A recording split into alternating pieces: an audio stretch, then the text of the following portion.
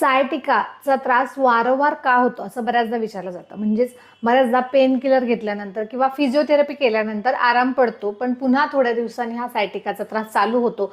तर हे असं का होतं हे बऱ्याच जणांना प्रश्न पडलेला असतो. तर मुळात सायटिकामध्ये आपल्याला कमरेपासून नितंब, मांड्या आणि पायाची मागची बाजू ह्या बाजूला पेन होत असतं. तर त्यामध्ये काही लोकांना मुंग्या आल्यासारखं होतात, काही जणांना पायामधली शक्ती कमी झाल्यासारखं वाटतं, तर काही जणांना जळजळ सुद्धा होते त्या भागावरती.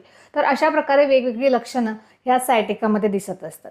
तर मुळात सायटिकामध्ये फक्त नस दबली पायाची ही एवढीच एक गोष्ट आपल्याला माहिती असते. पण आयुर्वेददृष्ट्या जर का आपण विचार करू तर सायटिका हा वातविकार सांगितलेला आहे. प्रामुख्याने वातदोष यामध्ये बिघडलेला असतो आणि म्हणून शरीरातील ओव्हरऑल वातदोष ज्या वेळेला बिघडतो त्यावेळेला हे दिसणारं एक साईन आहे. त्यामुळे आयुर्वेददृष्ट्या जर का विचार केला तर यामागची कारणं काय काय असू शकतात. तर तुम्ही जर का खूप वेळ एका जागेला बसत असतात तरी सुद्धा तुमचा वात डिस्टर्ब होणार आहे. या उलट तुम्ही खूप जास्त प्रवास करत असाल तरी सुद्धा तुमचा वात डिस्टर्ब होणार आहे. तुमच्या आहारामध्ये वातुळ पदार्थ म्हणजे असे पदार्थ जे की वात वाढवतात अशा प्रकारचे जर का पदार्थ जास्त प्रमाणात येत असतील तरी तुमच्या शरीरामध्ये वात वाढणार आहे. तुम्ही कमी झोप घेत असाल किंवा अवेळी झोप घेत असाल तरी सुद्धा हा वात डिस्टर्ब होणार आहे. अशा प्रकारे वेगवेगळे कारण हे वात वाढवण्यामागे आहेत आणि हा जो वाढलेला वात आहे ह्याचं जर का आपण शमन व्यवस्थित प्रकारे केलं तर डेफिनेटली आपल्याला परमनंट आराम मिळू शकतो. व्यवस्थित सायटिका रिव्हर्स सुद्धा करता येऊ शकतं पेन. ठीक आहे.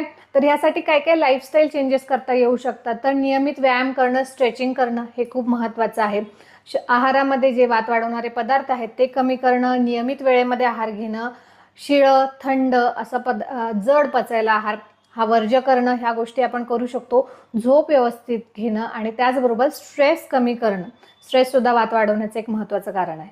आणि त्याचबरोबर आयुर्वेदामध्ये खूप सुंदर अशी औषधं आहेत. त्याचबरोबर पंचकर्मातील अभ्यंग, स्वेदन आणि इतर काही क्रिया आहेत ज्या हे वात कमी करण्यासाठी त्याचबरोबर गुदरसीचं म्हणजे सायटिकाचं जे पेन आहे ते कमी करण्यासाठी खूप छान काम करताना दिसतात. त्यामुळे तुम्हाला किंवा तुमच्या आजूबाजूला कोणालाही सायटिकाचा त्रास असेल तर त्यांना हा व्हिडिओ नक्की शेअर करा. आणि जर तुम्हाला ही मी जी मगासपासून सांगते वातुळ आहारांची लिस्ट म्हणजे वात वाढवणाऱ्या आहाराची लिस्ट जर ती हवी असेल तर कमेंटमध्ये फक्त सायटिका लिहा, मी तुम्हाला ती पूर्ण लिस्ट पाठवून देईल.